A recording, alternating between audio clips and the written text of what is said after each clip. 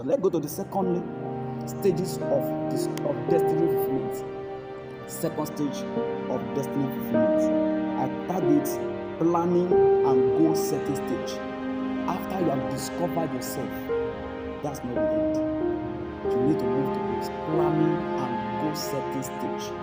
Let me quickly take us to the book of Habakkuk, chapter 2, verse 2 to 3. And the Lord answered me and said, write this vision down, and make it plain upon table, that it may run that readeth it. For the vision is yet for an appointed time, but at the end it shall speak, and it shall not lie. Though it tarries, wait for it, because it will surely come, and it will not tarry. So planning and goal setting stage. To fulfill destiny, that's something you need to pen down. To fulfill destiny, that's something you need to set ahead. To fulfill destiny, that's something you need to place ahead of you. I said, the planning and goal setting stage is a stage of nurturing your vision.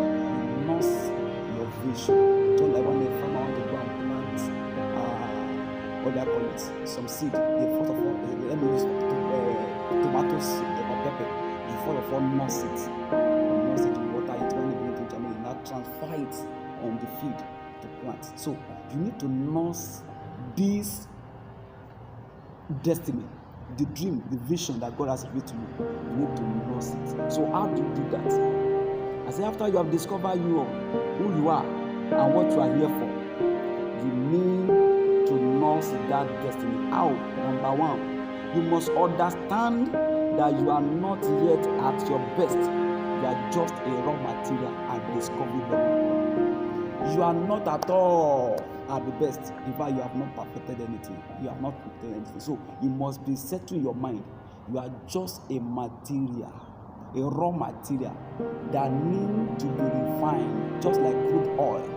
If they bring crude oil to you, you run away because it will be smelly. But when time you see petroleum, you see petrol, you see diesel, you see kerosene, you love it because at that time it's ready for consumption. So you must understand that you are not at your best, but a raw material seeking for the divine power of transformation. You need to seek for the power of transformation. So at this particular, let me set in your mind that you are not yet at your best. Number two that you need to do, you must know that you need to seek for more knowledge, so as to know what it takes to become master in that field of life. As an engineer, as a technician, as a musician, as a drama artist, an actor, any field of life, a cinematographer, a photographer, all these fields are good and it's an avenue to preach gospel. But you must know that you need to seek for more knowledge. Thirst for knowledge. Quest for knowledge. The Bible says, in all you're getting, get understanding, get wisdom. So to get wisdom, you need knowledge and understanding. So you must seek for knowledge. Seek for it. Knowledge is power. Knowledge transforms. Knowledge edify. Knowledge take one to the higher ground. Knowledge is all you need to become what you need. So you must know that you need to seek for more knowledge to become master in that field of life that God has revealed to you, that you are going to fulfill destiny of. Number three is that attend seminar in seeking for knowledge. You must know that attendance of seminar, to read more book about that field and pay attention to details is good tools to make you master. Seminars, reading of books, pay more attention to details, and to read more about that field is tools, better tools that will help you. Another that we follow that will help you is follow men. I'm not talking about just ordinary men, I'm talking about men of God, men of the kingdom. And because if I say men of God, you think about pastors or I'm not about. See, every field of life is an avenue to preach gospel. So it's not only about pastor. If I'm an engineer, I must make sure I preach gospel to people there. So anywhere you find yourself, your assignment continues. Don't forget the only assignment is go into the world and preach gospel. So anywhere you find yourself, you preach gospel. It's not when you become a pastor, you are church. No. You preach gospel anywhere you find yourself. And God bless you. So follow men, Christians, that have values in that field of life that you belong to. Like I am an actor. How people I'm following. So let me take you to the book of Hebrews chapter 6, 11 and 12. Look at what the word of God says. And we desire that every one of you do show the same diligence to the full assurance of hope unto the end. That you should not be slothful, but follow them. That them, put men. Follow men who through faith and patience inherit promises. Follow men who through patience in God and faith in God, they have achieved well in that field of life. Men of honor, men of value, men who really understand what they are doing, who really prove that Jesus is their Lord and Savior. We have them every field of life. In the music industry, we have them. In the drama industry, we have them. In the film production industry, we have them. In the engineering setup, medical setup, every areas of life, we have people of God who are standing for righteousness. Follow them. You are not following them to come and watch them. Ask them, how are they doing it? Sir, I can see that God has really blessed your life in this field. I can see that you're a child of God. Can you share to us how God has helped you? In fact, that is the question of every wise man whenever they go to meet people in their heaven. Ask them, follow them. You see, one of the problems we face these days is that we see Christians following worldly people to go and see what they are doing. And don't let me lie to you, whoever you are following is what you are going to become. Whoever you are following is what you become. So let's follow me and I will make you fisher. After you are following Christ, if you believe that, I believe that you are Christian and you are following Christ. But do not forget to follow men also. Who can give you the understanding of what they are doing. You see, what you are just starting now, they have gone ahead. So you need to seek for mentor, role model, mentor who can direct you. So I will not be beaten about the bush. They will give you exactly what you need, specifically what you can help you. So please follow men. Not only we should not neglect men in the fulfillment of our destiny. Follow men who through faith and patience obtain promises. Follow them. I pray God in Jesus' name. So follow me. Number 2, make adequate plan, achievable plan, and goals. Achievable plan and goals. Make plan, write it down. See, all this plan about your life, you have to sit down. How do I want to plan my life? This thing I want to set out to do. You must write, you must have a place where you are writing them down. See, why God is revealing that to you? Write them down. Because the time is coming, you feel discouraged. You feel tired. See, all what you are writing down at this discovery and go set it down will be what will motivate you to do what you want to do. That's why the Bible says in that book about Habakkuk we read that those who run through, you understand. That people will be able to write down. Write it down. All what God revealed to you, what you have studied, what you have gained, write them down. Because the time is coming that you feel discouraged. It's as if this is not working well. These are the things that will bring encouragement to your heart. That no, God spoke to me.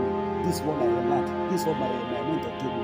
It will help you to go forward. So please write them down. They will help you in the future. Let them be written down. Achievable plan. Set goal for yourself. You see, one of the way devil wastes our life, our destiny, is time. So let it be written down.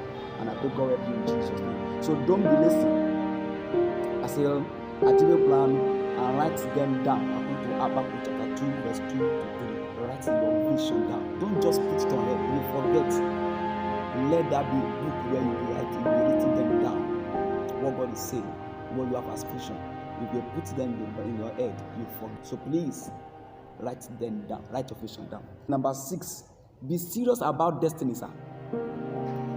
Take it so serious. As if it is what your life depends on. There is something a man must die for. And if you don't set yourself to die for something, you will die for so many things. Look at what happened to the Hebrew. They told three Hebrews, they told the Nebuchadnezzar, we don't need to answer you these questions. If we die, we die. That's what our life depends on. God set them there so that they be an example for them that follow them and for us. That's the assignment of the land they fulfilled. So, you must be serious about destiny. Let it be written that this is what your life depends on. It's as if nothing else about your life. Be serious about it. When you're supposed to go for seminar, go for it. When you're supposed to pray about it. When you're supposed to fast about it. That is what your life depends on. And I pray God bless you in Jesus' name. So be serious about destiny. Don't be lazy at all. Don't procrastinate. Procrastination is a steal of destiny. It's a thief of destiny. So don't procrastinate. Whatever you need to do it on time. Number 7, be friend with God in obedience to His word. Never be tempted to let go your relationship with Him. You see, at times when we are so passionate about our destiny, we tend to forget our relationship with God. It is happening with us. I've experienced it. I do experience it too. But please don't let go your relationship with God.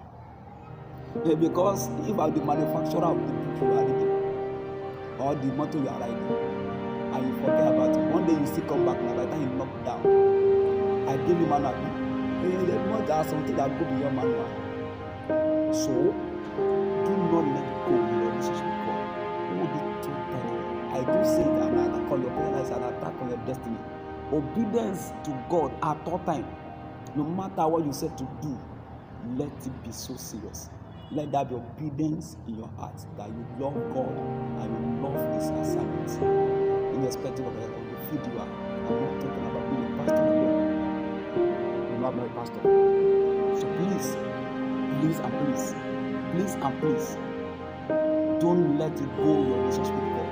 It will help. In fact, it will take you far. He is the owner of God. Know the beginning and the end. He knows the end from the beginning. He is the I am that I am. He is the Alpha and Omega. So don't allow anything to be in gap between you and God. God will help you in Jesus' name. Number 8, I say, hand it over to God. That plan, as you have written it down, the one He told you, the one you plan for yourself, the one your mentor told you, let it be surrendered to you. That's what I do. Surrender. After you have written them, say, God, this is it. You are the owner of it. When you do so, this is one of the things that will happen to you. God will not allow you to sleep about it. Every time you keep on reminding you, you have not done this. What is happening about this area? This is it. It will be even when you feel tired, the voice of God, the mind of God will not allow you to rest. Let me tell you, there will be a time you will be tired. You are going to talk about it. You will be tired about everything. Everything is like, I'm fed up that. But God will not allow you. That's why you must not allow your relationship to let go. So His voice will come to you every day. What have you done about this? What have you done? When you surrender to Him, what you are telling is that it belongs to you. So He will keep on reminding you about your destiny that must be fulfilled. So please make sure you hand over your plan to God. And this is nursery stage. You are nursery your plan. You have never seen that. So at discovery stage, you have discovered what you need to know. At planning and goal setting, you have discussed what you need to do. So at the end of it all, after you have written it down, hand it over to God. God, this belongs to you. When you do that, please mark my word, God will never allow you to rest about it. He will keep on, even when you are tired, He will keep on reminding you what to do next, what to do next, what to do next, what to do next, and it's also to in Jesus' name. Now we are going to the third stage of discovery, of destiny fulfillment. Destiny fulfillment. I target setting out stage. The setting out stage. Do not forget to like this video, subscribe to this channel, and press the notification button so that whenever we upload kingdom life changing messages like this, it will be number one to receive the notification. So thank you. God bless you.